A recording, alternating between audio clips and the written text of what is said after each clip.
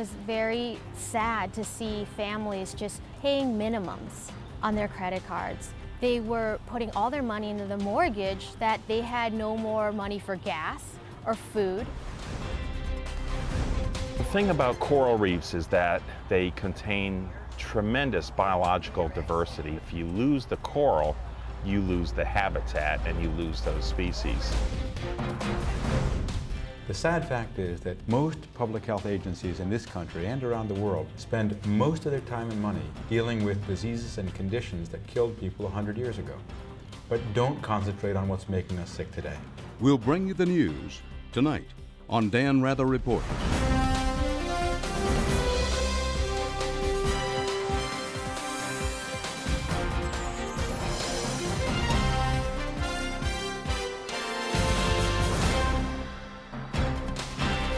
Good evening from New York.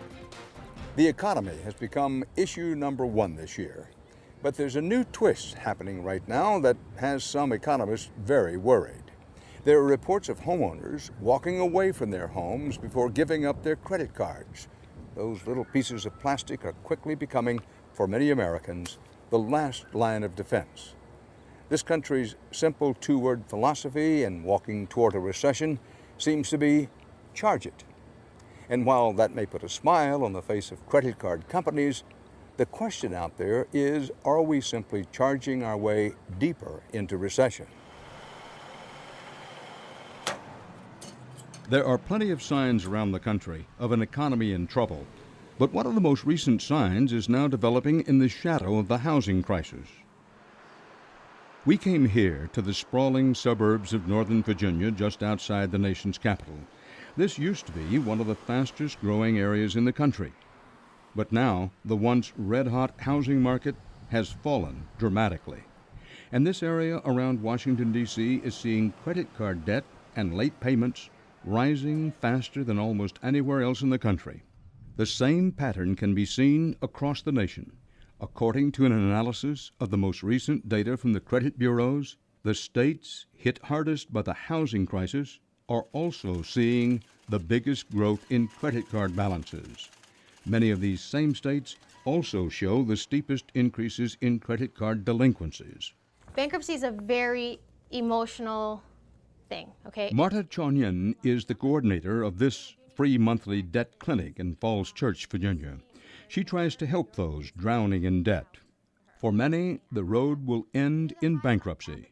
But before that last option, the debt counselor suggests a tough cure. Save your cash, save your money, be smart, cut the cable, cut all unnecessary luxuries, Maybe cut your internet, go to the library and use the internet. To save on electricity, start doing your laundry in the sink, harsh times call for harsh measures. And these are very hard things for Americans to hear because we have a standard of living that's high. Since Marta started working at the clinic last year, she said the number of debtors has grown from 5 to 50. One time I was late with Bank of America, the interest rate went up to like 30.24%. They've all seen their American dream slip away. It's a horrible reality, but it's a reality that we educate them that they need to face. It's better to give it to them straight than candy coat anything because it's just the beginning. They don't realize this headache is just the beginning. Many of the stories her clients tell are similar. It started with the buying of a house. A lot of hardworking, good Americans are losing their homes because there was such a bubble in this area. Houses were appreciating at levels that were unheard of or unseen, and it's all coming to a crash. The decline in the local real estate market has left many in financial trouble. People who used to borrow against equity in their homes have increasingly turned to credit cards. Many even use them to try and hang on to their homes when their mortgage rates change by putting a credit card down to make the mortgage payment. One of Marta Chonyen's clients, Juana Cardoza, did exactly that. Juana immigrated from El Salvador nearly 30 years ago, became an American citizen, and set out to capture the American dream. That meant finding a safe community in which to raise her family. Well, I was looking for the safe place for my family, because I know I live in a city and it's very expensive. So I decided to move all the way to Stafford to buy my house, because this is a very nice, very nice and very quiet area. Stafford County is about an hour south of Washington, a farming community that quickly grew into a bedroom community. It was here that Juana settled. When I find a house, it was my dream. After working as a housekeeper for 14 years, by 2004, Juana Cardoza had saved $70,000. It was enough for the down payment on this 4-bedroom house. She bought at the top of the market, paying over $400,000 for a house that records show sold for $270,000 just 18 months earlier. She put her life savings into it, but she said she didn't realize her mortgage interest rate would jump from just 1% to 7.6% after the teaser rate expired. I was okay for 1 year paying my mortgage. Before 1 year, my payment went up to $2,200, and then they went up and up. And that wasn't all. Since Juana Cardoza had a good credit score, she had agreed to sign loans on 3 other houses for family members, one for her sister, one for her daughter, and one for her niece. Now, they were also falling behind on payments. Juana realized she had no choice but to sell her dream house. But it was too late. The market was down, and she owed more than what the house was worth. That's when she started using her credit cards for mortgage payments. I started using the credit card with my payment was so high. There was no way, I can, make enough money to do the payment. That's when I started using the credit cards.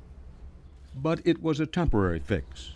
As the economy slowed down, 10 of her clients said they could no longer afford to hire a housekeeper. And Juana Cardoza started falling behind on her credit card bills as well. The credit card companies filed suit, and her bank account was frozen. It was very sad to see families just paying minimums on their credit cards just so that they can get more cash advances out to either pay their mortgages, make the difference, because maybe they were paying just $1,800 and it shot up to $3,500. They got to make the difference somewhere. So they were taking cash advances, or they were putting all their money into the mortgage that they had no more money for gas or food. So we get up, expenses in the house, like no phone.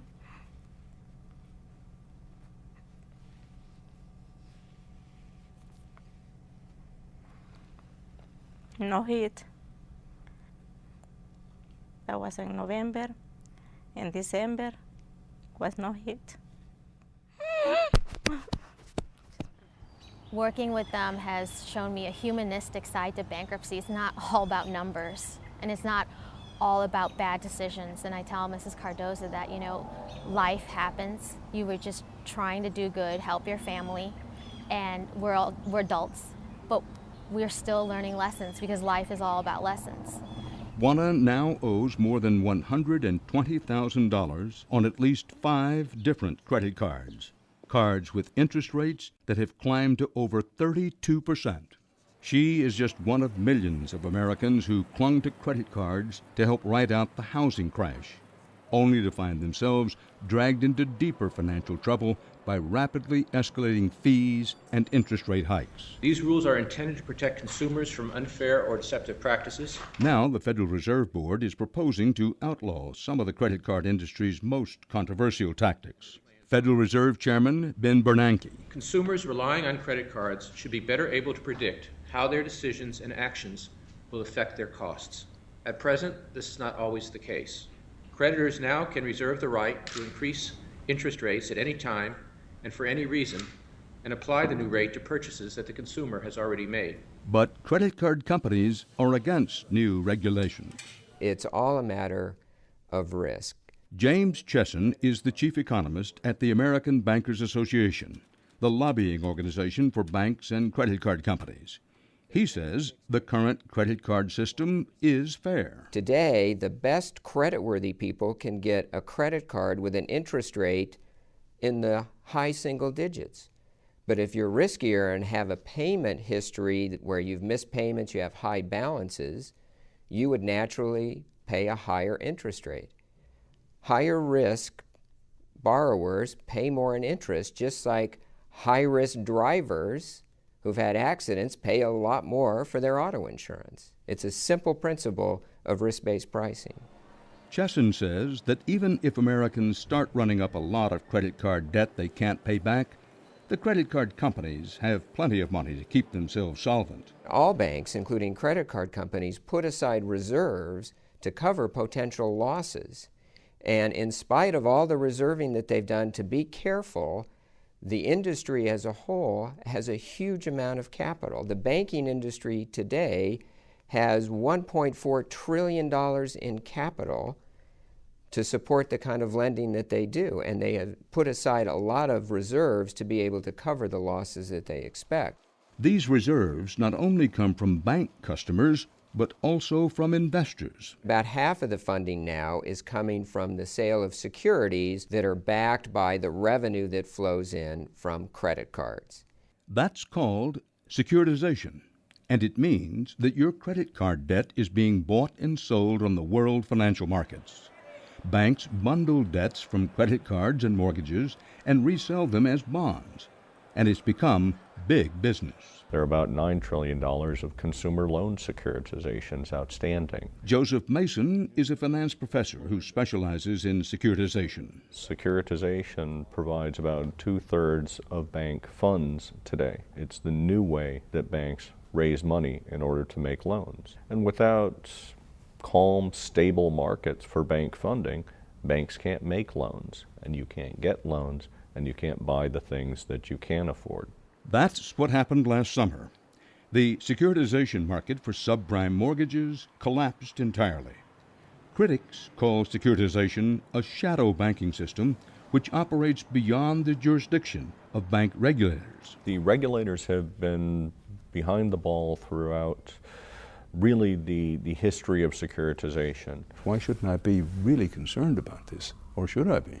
You should be really concerned.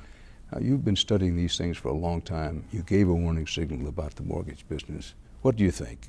Is that a reasonable fear that the credit card house will come tumbling down as the subprime did, or unreasonable? I think it's less than reasonable right now. I wouldn't say completely unreasonable. As I said, economics is a science, but every science speaks with a margin of error. And so I do hedge that to some extent.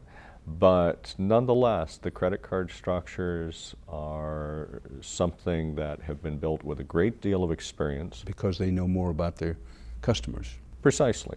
Precisely. The credit card industry goes to great lengths to know their customers. They track credit card usage so that if you use your credit card to pay a divorce attorney and then start going to a lot of bars afterward, they might know that you could be at risk coming up of a very stressful financial situation. How do they know these things about me or about anybody who has a credit card?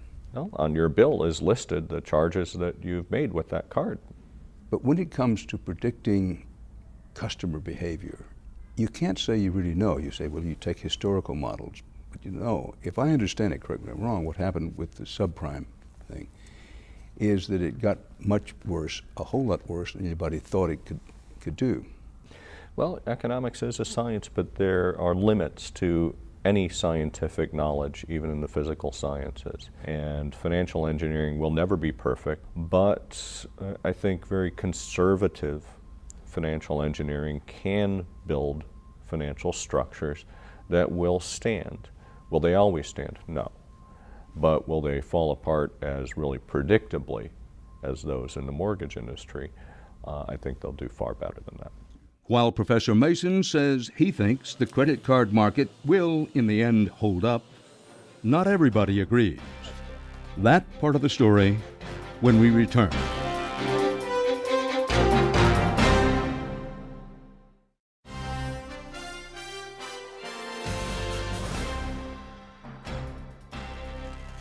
Credit cards have been an extremely profitable business for banks for more than 20 years now. The credit card companies and some other observers say they are confident that the industry is robust enough to handle big losses. But there are other views. Dr. Gary Schilling is a former chief economist at Merrill Lynch, who now runs his own consulting firm and writes an influential newsletter. He has predicted many of the shifts in our economy since the 1970s. He worries now that the securitization of credit card loans may lead to problems like those with subprime mortgages. Most people know, at least in a broad general way, about what happened to subprime mortgages. Question, is a version of what happened to mortgages, particularly subprime mortgages, happening to the credit card business or about to happen? Yeah, it could, because these credit cards borrowing are securitized very much as subprime loans were. In other words, they're put into a package, and then pieces of that, tranches they're called, are sold off to investors, and they are the basis of further derivatives, they're called. In other words, they're wrapped around in other various pieces, and you end up with not anybody knowing exactly what you have. Well, looking at a number of statements from the banking industry as a whole, and basically the industry says, listen, we're very well prepared for increased delinquencies on credit card debt, and neither Dan Rather nor anybody else should compare it in any way with the subprime. What do you think of that? They have the same problem that a lot of the subprime issuers had of the securitizations and so on. They base this on models, and the models assume that the history of the last couple of decades is going to repeat. In the case of subprime mortgages, there was nothing in those models that said you could have a substantial, long-lasting decline in house prices. And in the case of the credit card issuers, there's nothing in their models that said you could have a situation where people's equity in their houses disappears. And you get not only a serious recession, but one where house prices are very seriously declining. So my feeling is, and I'm not intimate to the models of a lot of these credit card issuers, but I'd be willing to bet that their models are really useless at this point, that the delinquency increases are big surprises to them. Well, people I've talked to in the banking industries say, listen, it's true, we work on models, historical models, but we build in a cushion. And even if the delinquencies go to hell in the proverbial hack, we'll be okay because the profit in the credit card business is so great. Yeah. We'll be okay and you'll be okay. Sure, they may have built in quite a cushion between very nice profits and zero profits, much less losses. But if they get these higher delinquencies, they do eat into that profit margin at a minimum. And I think shareholders are well aware of this. And there's another thing too on this, and that is that this decline in saving rate, which is the flip side of increasing borrowing. Now that is going to be very, very difficult long run for the credit card business, because the credit card business for the last 25 years, when consumer saving rates have been declining and borrowing rates, this is the flip side of it, have been increasing, they've been the beneficiaries. It's been a growth industry. If we're right, we're not only going to see these problems now, but for many years to come, we're going to see this as not a growth industry, but a lagging industry. Now, how far it goes, your guess is as good as mine. Well, we know my guess is not as good as yours. What is your guess? My guess is that we are in a major recession now, that it is global, that because of the collapse in housing prices, that people have really run out of things against which to borrow, that they've maxed out their credit cards. They are finding that this is not a bottomless pit, it's not a well that never runs dry, that they are being forced to cut back their spending, and that means they're going to be increasing their saving. And one of the reasons that it's going to be very difficult is because, unlike the mortgage area, you don't have the government standing behind there. You have nothing like the American dream of home ownership, which is deeply ingrained in the American psyche, and it's politically very powerful. You look at Congress and administration, they're stumbling all over each other to figure out ways to bail out about housing. There's nothing like that in the credit card area. sure, if you had a bunch of banks who are very heavy credit card issuers, all maybe facing financial ruin, the government would have to, the Fed, the Treasury, they'd have to step in. I don't think you have that extent. Credit cards aren't that big in their whole balance sheets. And the reason that I think is particularly serious, as we were just discussing, is because you don't have the government safety net under it. In other words, the problems don't have to be as severe as in the mortgage area for the consequences to be as uninviting. Let's talk about, go from the macro to the micro, an actual case. Right. And you've seen and reviewed what we had with Juana Cardozo, that she put her life savings into a home in an outer suburb of Washington, D.C. at the height of the housing market. She bought at the top. Then her mortgage was reset. So she racked up more than $100,000 debt trying to make the house payments. So in the end, Juana Cardozo may lose the house, may have to go into bankruptcy. Question of accountability. Is she accountable for that? Is she accountable for all of it? Is she the only one to blame? That's a very good philosophical question. Are we responsible for ourselves, in this case financially? Now, if she is responsible, hey, it's really tough. She could have some very difficult times. She could end up going to charities for just put food on the table. You can sketch all kinds of horror stories. On the other hand, if you say, well, she didn't really know what she was getting into, and maybe there was some fraud. Maybe somebody did get her to sign something that she didn't understand. Or she ran into predators who stayed on the, maybe barely, on the right side of the law, right, but they were predators. But let's move beyond that. Because, if that's the case, those people obviously are culpable, they should be prosecuted, etc. Now, there are a lot of countries that simply would not allow people to get as deeply in debt as Americans typically do, because they culturally feel that just isn't right, and they've got rules and regulations, and the lenders are not allowed to do it. We're pretty free in this country. We're kind of saying, hey, if you want to take big risk and you want to make a damn fool out of yourself, that's your privilege. Well, among the more difficult questions to answer always are the what-if questions. But right, what if there are millions, many millions, or turn out to be many millions of the Juana Cardozos? What does that mean for the credit card industry, and perhaps more importantly, what does it mean for the economy as a whole? We are the biggest consuming economy in the world, and that is supported in large part by borrowing. That's this whole idea that people have been increasing their spending much more rapidly than their incomes have gained for 25 years. So if you do anything that ends that, and I think that's exactly what we're doing, starting with home equity and now in credit cards, that has some very significant impacts for the economy. We figure that could take 1 percentage point growth off the economy. Now, the economy, adjusted for inflation, long-term grows about 3%. So if you take 1% off of it, that's a lot. That is a lot. That is a tremendous amount, and that gives you all kinds of ramifications, because that says you've got a lot of excess capacity. So you're not going to get the capital spending. You don't need more to build more capacity. It says that the consumers are going to be obviously in trouble, because they're going to be trying to save, and you'll have more unemployment under those circumstances, so they won't have the jobs and the incomes and the ability to save, it's a very dire kind of situation.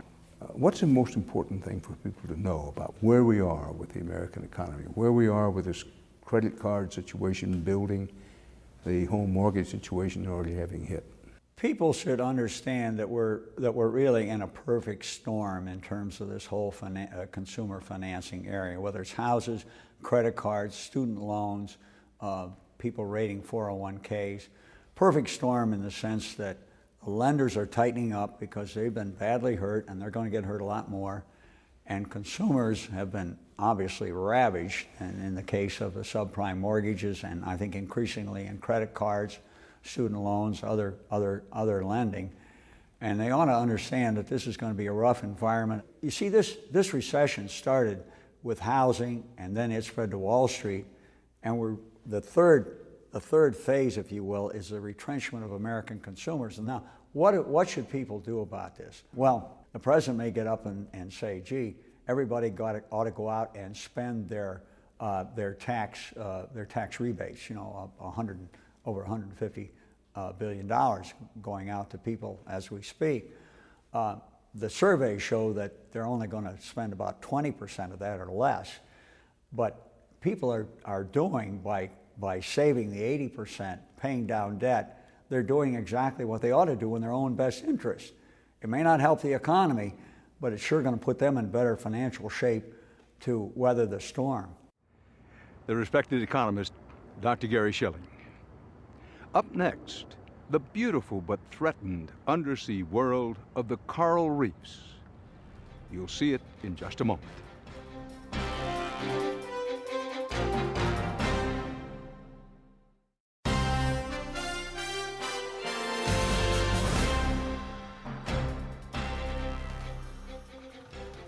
Reefs are the beautiful building blocks at the bottom of the sea. Although they make up less than 1% of the Earth's surface, they support 25% of all marine life. Without coral reefs, thousands of species of fish and other sea life would have no home. Tonight we're reporting on a major story that could affect us all because the coral reefs are in danger. Worldwide, nearly 1/5 of all coral reefs have already been destroyed, and more than half of those remaining are now threatened. Off the eastern coast of Florida, scientists are finding answers to what's killing the coral. What you can't see from the white sand beaches here is what makes life so rich and diverse in the Atlantic's Gulf Stream waters. For 220 miles from Palm Beach through the Florida Keys, coral reefs line the ocean floor off Florida's eastern coast, giving home and cover to hundreds of species. We're going to be going out here to the Fore Reef at Looe Key and anchoring mid-reef. We'll take water samples there and collect some algae. Brian LaPointe grew up here, swimming and diving in and around Florida's coral reefs. Now a marine biologist with the Harbor Branch Oceanographic Institution, LaPointe's love of the ocean has become his life's work. Shark! Uh-oh. We ready? Okay. I think we're ready to go.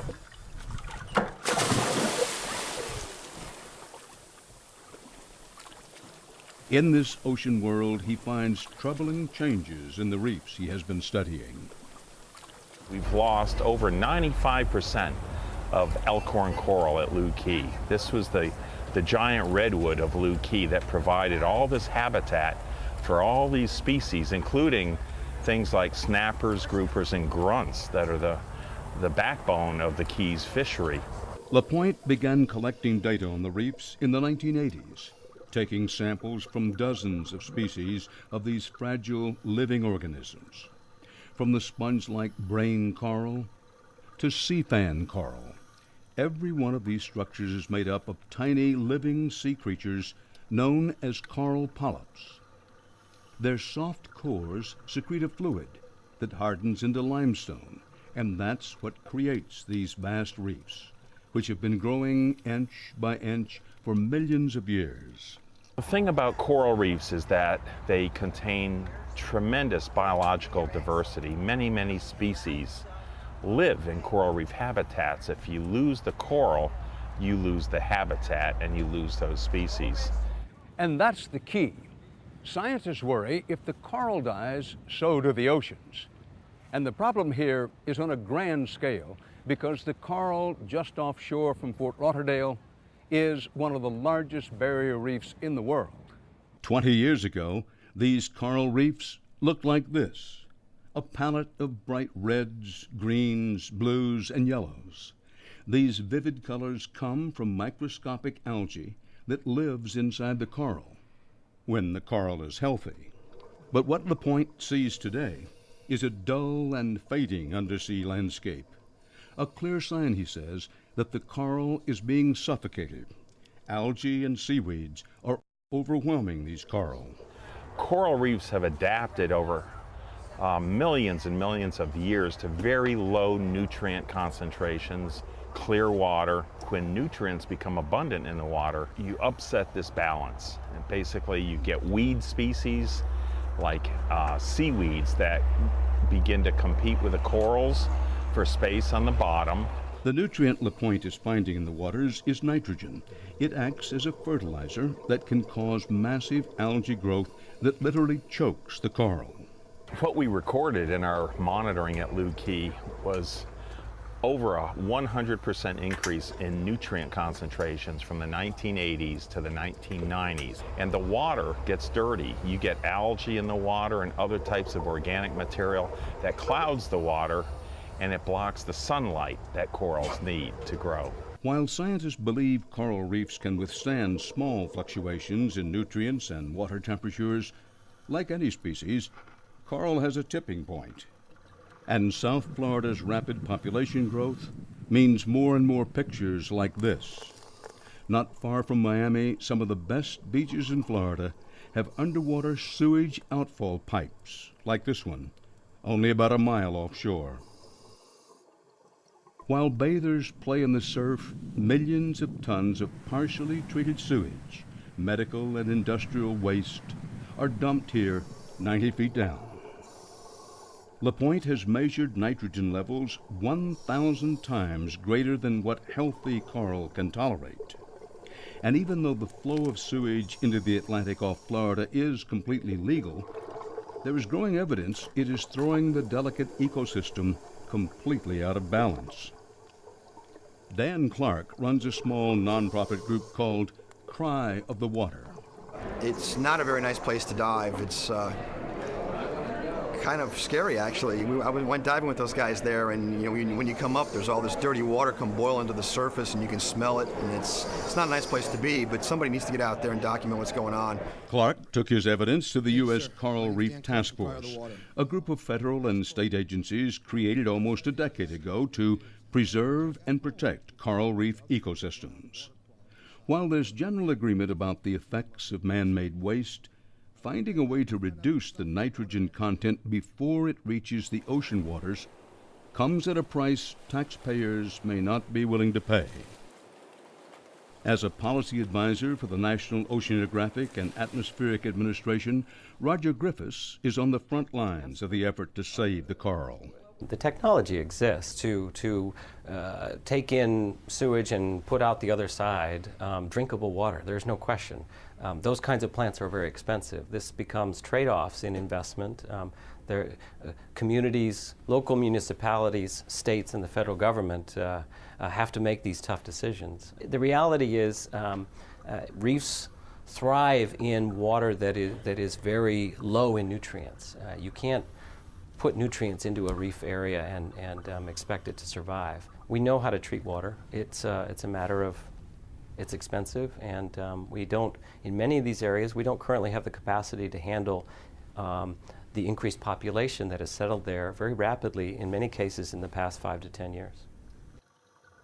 The depth, the size of the problem is not in dispute.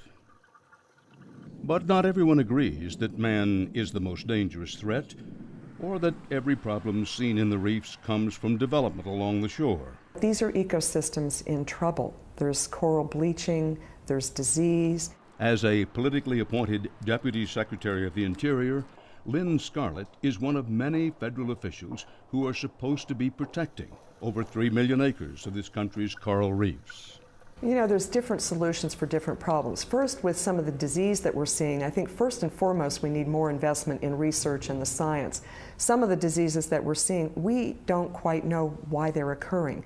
There have been studies by our U.S. Geological Survey on dust that's coming all the way from Africa that they hypothesize is bringing diseases, pathogens that are affecting our coral reef. So first and foremost, let us invest in science.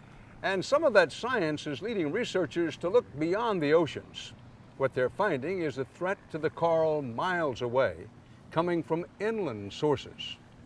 Here in Florida, the draining of the Everglades, a natural freshwater filter, is taking a toll, and the toll is increasing rapidly. Half of the Everglades, the largest wetland area in the U.S., is already gone, lost to developers and agriculture. Larry Brand, a professor of marine biology at the University of Miami, studies the connection between the Everglades watershed and the surrounding ocean environment. Well, the traditional flow of water in South Florida flows through the Everglades down into Florida Bay, and then from there that water goes mostly down through the Florida Keys and ultimately over the coral reefs. It can take up to a year for the fresh water from the Everglades to reach the coral reefs.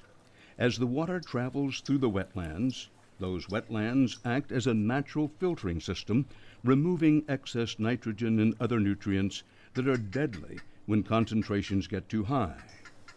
When the water was drained, the natural filtration system was compromised. The Everglades are about 5,000 years old, and while that soil in the Everglades is underwater, it tends to hold in and store nutrients. Once you drain the Everglades and that soil, which was underwater, now becomes dry land, it starts releasing those nutrients. So essentially 5,000 years worth of nutrients which were stored during the history of the Everglades have now been released just in the 20th century over the last 50 to 100 years. Brand, like Brian LaPointe, believes there's a direct connection between man's behavior on the land and the decline of Florida's coral reefs. It was only in the 80s that they decided to start pumping that water to the south, and that's when we started seeing the large algal blooms in Florida Bay and then the rapid decline of the coral reefs in the Florida Keys. There is disagreement about which factors are causing the coral to fade so rapidly, but there is no question that the reef's destruction is a warning sign. Good dive, Brian? Great. Off Looe Key, Brian LaPointe sees other evidence of danger on the reef. Well, what we saw today was quite an algal bloom on the bottom, cyanobacterial bloom, a plant we call Lingbia that grows on soft corals. It produces some nasty toxic compounds, and we're very concerned about Lingbia. It's becoming a problem alga throughout many of Florida's coastal waters and fresh waters as well, because it produces tumor-promoting compounds. Very concerned that it may be contributing to problems like fibropapilloma in sea turtles, who inadvertently eat it. So far, no direct link has been confirmed between the algae and lesions and tumors appearing on turtles and dolphins, but commercial divers are starting to see the changes in the sea creatures and on the reef. Rick Trout earns a living diving off the Florida Keys. Many of the animals, sea turtles in particular these days, but also dolphins and whales, will come in with what is known as the papillomavirus. It looks like a real nasty, ugly wart that actually can grow over the animal's body. To save the turtles, businessman Richie Moretti founded the Turtle Hospital. How you doing? You're getting pretty fat. Yes, you are. Moretti bought a beach hotel in the Keys on a whim and made the saltwater pool an aquarium. He decided to rescue turtles in exchange for the chance to add one to his collection. The turtles took over the pool, and his became a full-time job. We're seeing what may be a virus. They grow lesions over as much as 75% of their soft tissue, and a lot of times because of the vascular nature of the eyes, the tumors form around the eyes and it cuts off their vision, and then they starve. Moretti can only treat the symptoms, while researchers keep looking for the cause. And the clues are out there on the reefs, where commercial diver Rick Trout sees many marine species in a race against time. You go out to some of the reefs that you saw 20 years ago, and it's depressing. It's not what you wanted to see. You'd like to see things get better, but unfortunately we've seen things get worse down here. Compared to the 20, 25 years ago, there are many of us that have gone out to the reefs and seen the colors, the vibrancy of the water, and those colors just get muted away by all of the algae that ends up covering the colors and strangling the actual little coral creatures. Scientists are desperate to do something as they see the coral die before their eyes. A coral that is needed by a quarter of the creatures of the sea. A coral that is essential to life in the oceans. This reef was the most beautiful part of Florida when I first saw it. in the late 1970s. And it looked vastly different than it looks today. And it really rips my heart out today to come back to see these reefs I knew as a child and see them. It looks like they've been vandalized, or that, you know, burglars came in and stole all the fish and the coral. They're just, you know, a very small fraction of the resources left today. Since we first broadcast this story, there's been action to protect the coral reefs. The Florida legislature has just passed a bill that mandates that nutrients in the sewage pipes be reduced gradually over the next decade. The pipes are to be closed for good in 2025.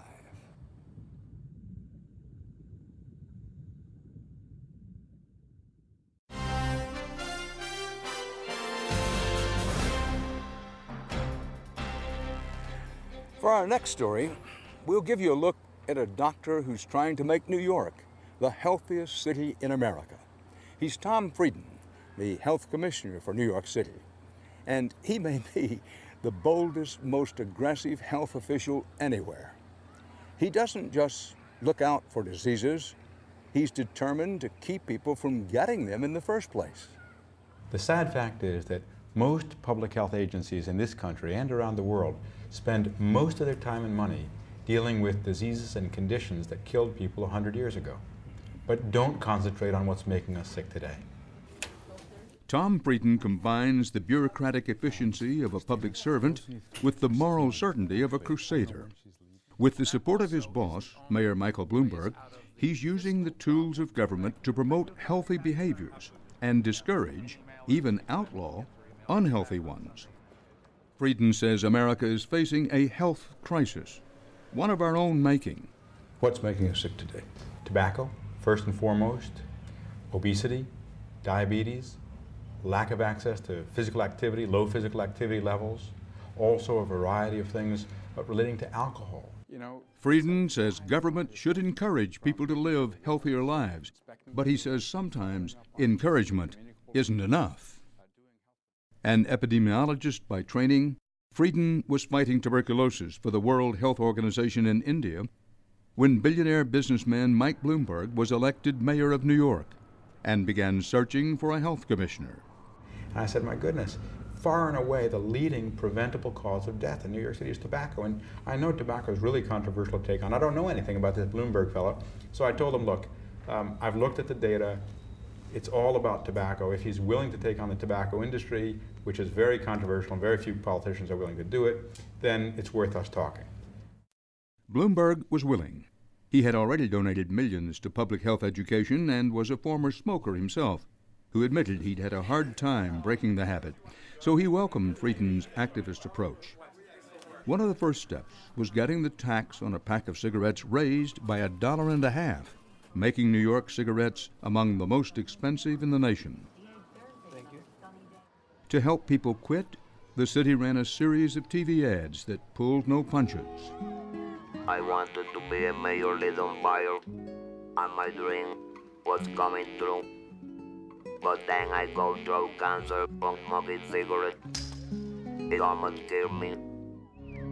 But the most controversial step was a ban on smoking in indoor workplaces, framed in terms of the dangers of secondhand smoke. The law sent smokers scrambling to find somewhere legal to light up. Critics said it was a case of too much government intrusion. But isn't that, or is it, an individual responsibility to take care of yourself, to go to the doctor, talk about prevention, not something for the government? When you protect workers from being smoked on with cigarette smoke that's going to cause them cancer, heart disease, asthma, lung infections, that's not interfering with someone's choices. That's protecting one group of people. I think what we really want to do is give a level playing field for individuals to make healthy choices.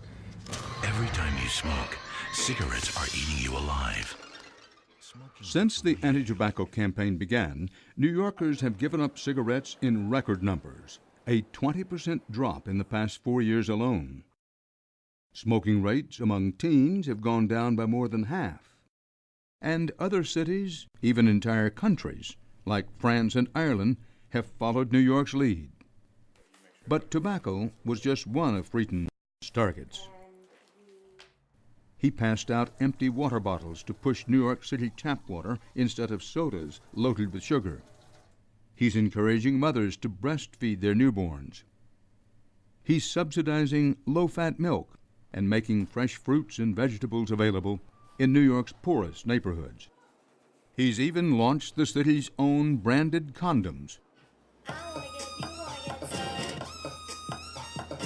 to encourage safe sex, and gave away 36 million of them last year alone. You can even order them online. So now we're into New York City customized condoms. Now, this has got to be a Saturday Night Live skit. Rick Berman is a Washington lobbyist who runs the Center for Consumer Freedom. Many of his clients in the food and restaurant business say New York, under Tom Frieden, is becoming a nanny state. You don't know where to stop when you start telling people that the personal choices that they make during their lives are irresponsible. Irresponsible is in the eye of the beholder, and we seem to be capturing more and more decisions and putting them in the irresponsible bucket and taking the decision-making away from people. In December 2006, New York became the nation's first big city to ban restaurants from using trans fats, an artery clogging substance that helps preserve food and improves the quality of baking. The rules affect every restaurant, diner, and donut shop, and many of the foods New Yorkers love to eat. Just as if there is typhoid in the water or typhoid in the food, it's the responsibility of government to get it out, rather than tell everybody, ask your waiter whether there's any artery clogging artificial substance in the product before you order a food. That's absurd. Trans fats are not poison. Again, if you put margarine on a bagel, have you made yourself a poisonous bagel? It is so ridiculous. It is so over the top. And that's what these people do. They try to make an issue seem far more significant and far more dangerous, which in turn then justifies their meddling in people's lives. Inspired by New York's ban against trans fats, other cities, from Boston to Seattle, are doing the same thing. When we began that, people said impossible, can't do it. Turns out it's not that hard to do. And more than 50 national chains, since we made our move, have eliminated trans fats. Along with the ban was a measure requiring that chain restaurants put the calorie content of the food they serve in plain view, so customers can see just how fattening their food really is. It's all part of Dr. Frieden's war against a growing tide of obesity and diabetes. We've looked at obesity, diabetes, because they're the only health problem in this country that's getting worse, and it's getting worse rapidly. And diabetes follows obesity like night follows day. And to that person who says, I'm against big government, I don't want the government intruding in my life, I don't want the government telling a restaurant what they can do or telling Burger King and McDonald's what they can do.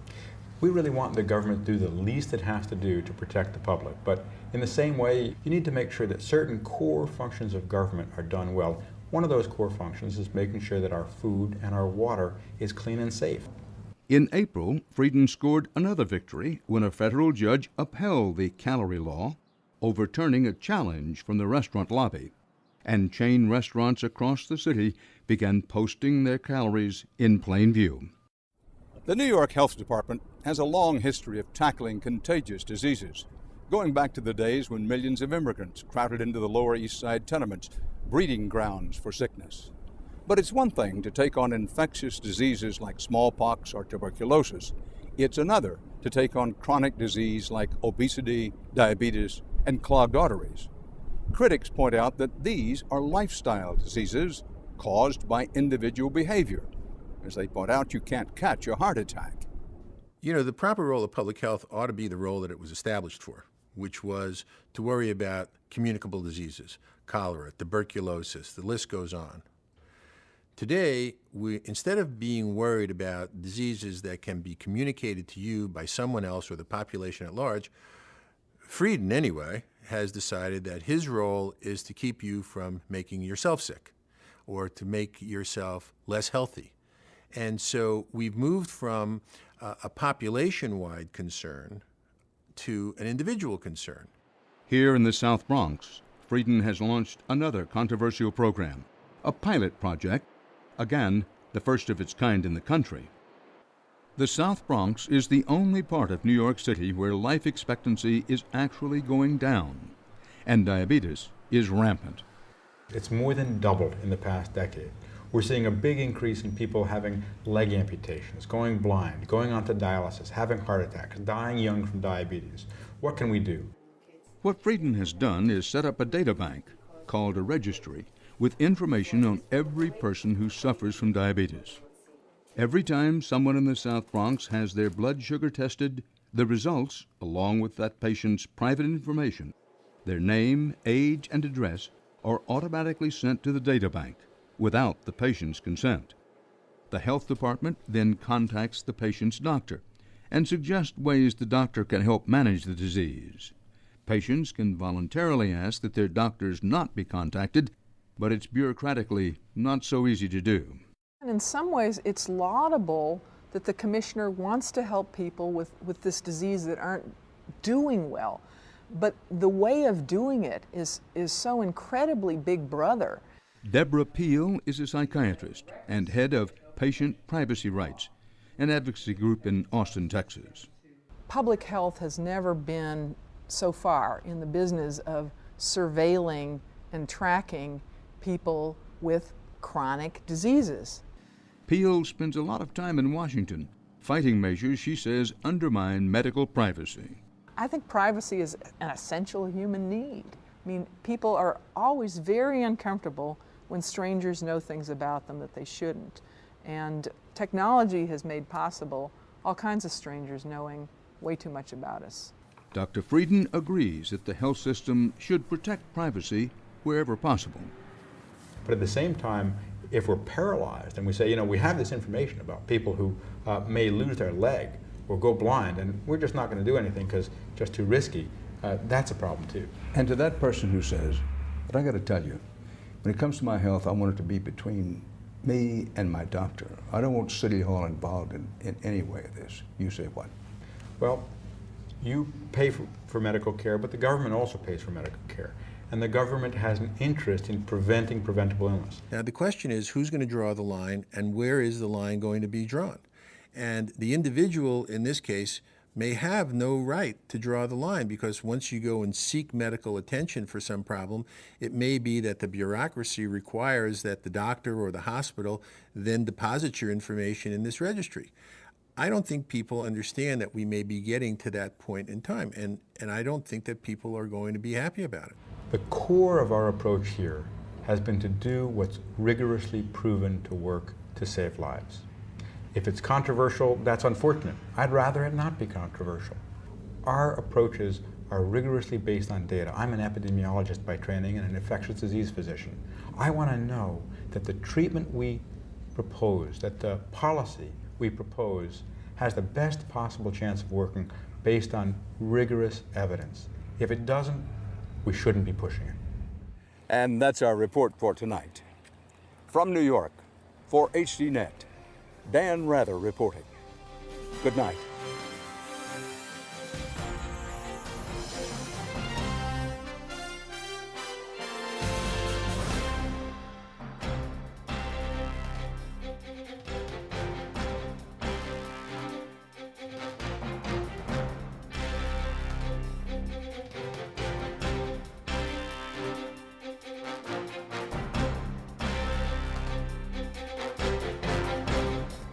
If you would like to add your name to an email list for information on upcoming programs, or if you would just like to send a question or comment, please email us at viewer@hd.net.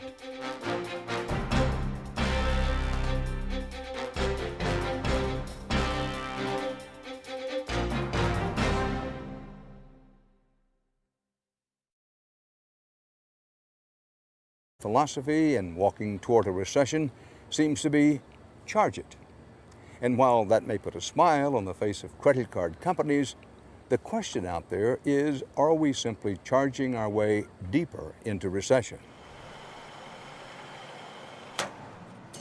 There are plenty of signs around the country of an economy in trouble, but one of the most recent signs is now developing in the shadow of the housing crisis.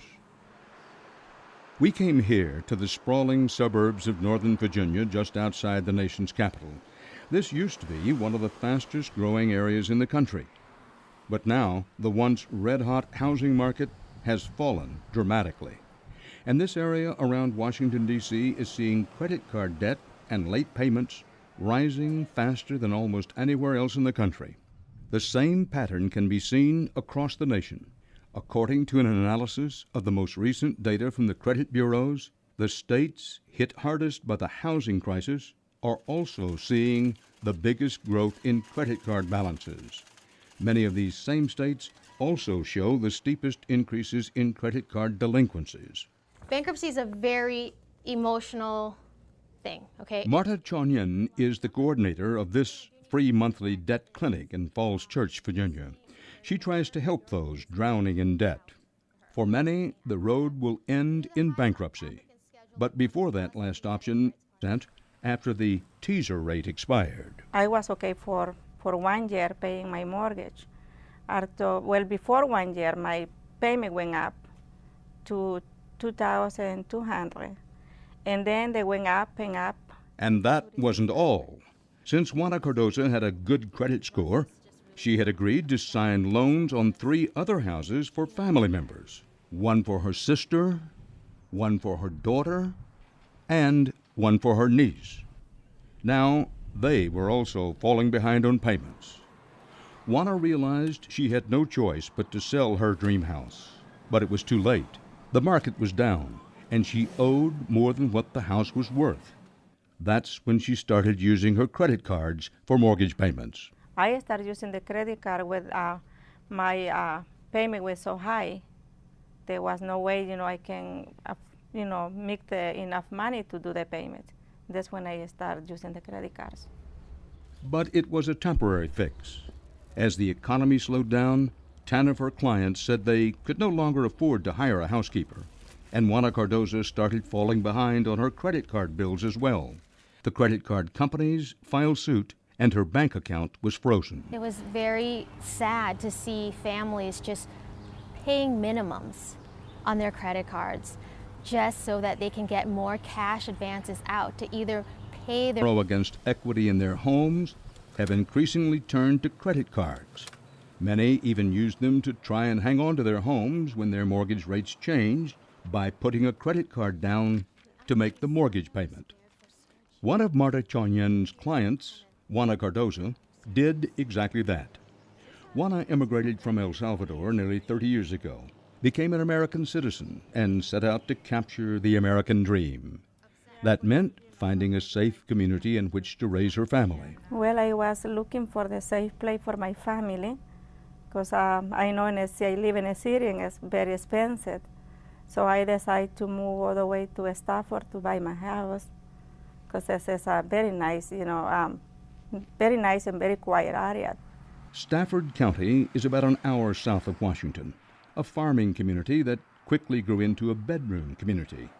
It was here that Juana settled. When I find a house, it was my dream. After working as a housekeeper for 14 years, by 2004, Juana Cardoza had saved $70,000.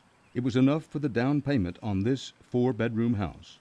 She bought at the top of the market, paying over $400,000 for a house that records show sold for $270,000 just 18 months earlier.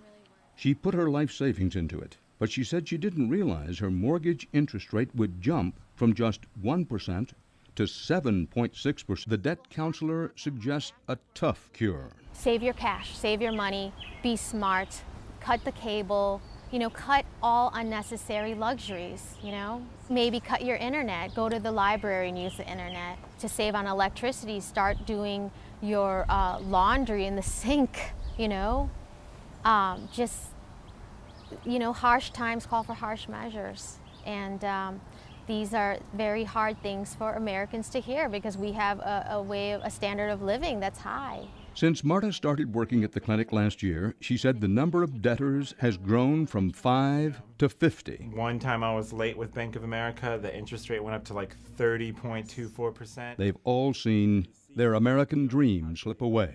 It's a horrible reality, but it's a reality that we educate them, that they need to face. It's better to give it to them straight than candy coat anything, because it's just the beginning. They don't realize this headache is just the beginning.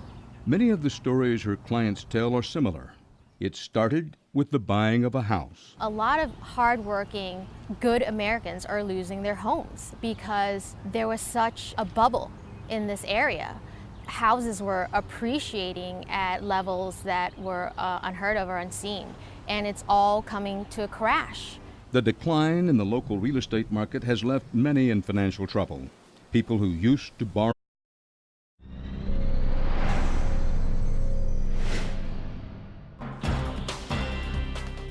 It was very sad to see families just paying minimums on their credit cards.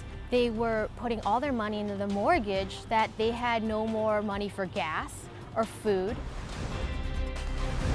The thing about coral reefs is that they contain tremendous biological diversity. If you lose the coral, you lose the habitat and you lose those species. The sad fact is that most public health agencies in this country and around the world spend most of their time and money dealing with diseases and conditions that killed people 100 years ago, but don't concentrate on what's making us sick today. We'll bring you the news tonight on Dan Rather Reports.